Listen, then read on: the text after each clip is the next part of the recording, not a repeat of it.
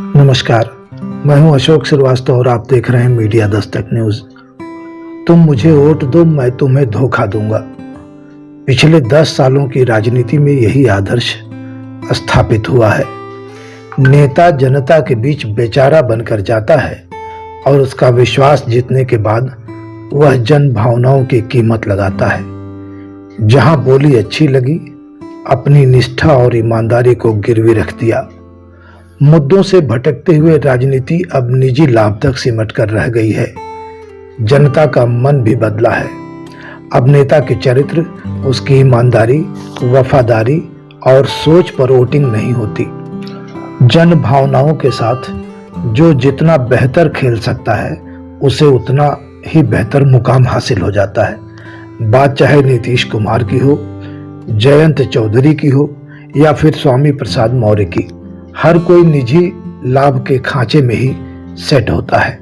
किसी को ED CBI का डर, किसी को मनचाही उम्मीदवारी की लालच, तो किसी को हमेशा सत्ता में बने रहने का नशा। किसी न किसी कारण से निष्ठा जवाब दे जाती है। बस्ती उत्तर प्रदेश का छोटा और पिछड़ा जनपद है, लेकिन यहाँ की राजनीतिक जमीन काफी समृद्ध है। दूसरे जिलों के लोग भी बस्ती के नेताओं से राजनीति सीखने आते हैं। यहाँ रोज राजनीतिक समीकरण बनते और बिगड़ते हैं। लोकसभा चुनाव देखकर कई लोगों ने तुम मुझे वोट दो, मैं तुम्हें धोखा दूंगा वाले सिद्धांत पर कदम आगे बढ़ा दिया है।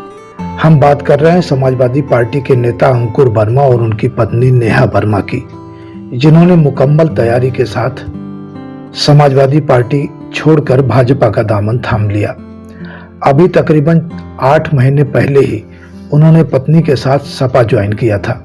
सपा के टिकट पर पत्नी नेहा वर्मा को नगर पालिका अध्यक्ष का चुनाव लड़ाया और 27,000 वोट पाकर ऐतिहासिक जीत हासिल किया। 2017 में उन्होंने कांग्रेस के टिकट पर चुनाव लड़ा था, तो उन्हें 9,286 वोट मिले थे और वे निकटतम उम्मीदवार थे। 2022 में ऐन वक्त में पाला बदलकर सपा में जाने का उन्हें खूब लाभ मिला और उन्हें पिछले चुनाव की तुलना में 3 गुना वोट मिले।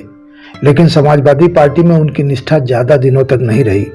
8 महीने बाद ही निष्ठा जवाब दे गई और सपत्नी भाजपा का दामन थाम लिया।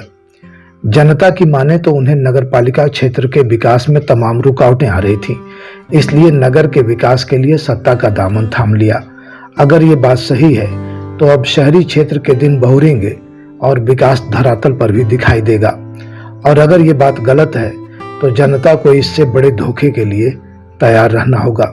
फिलहाल ताजा घटनाक्रम का आगामी लोकसभा चुनाव पर कितना असर पड़ेगा, यह देखना काफी दिलचस्प होगा। बने रहिए हमारे साथ, हम अगली समीक्षा के साथ फिर हाजिर होंगे।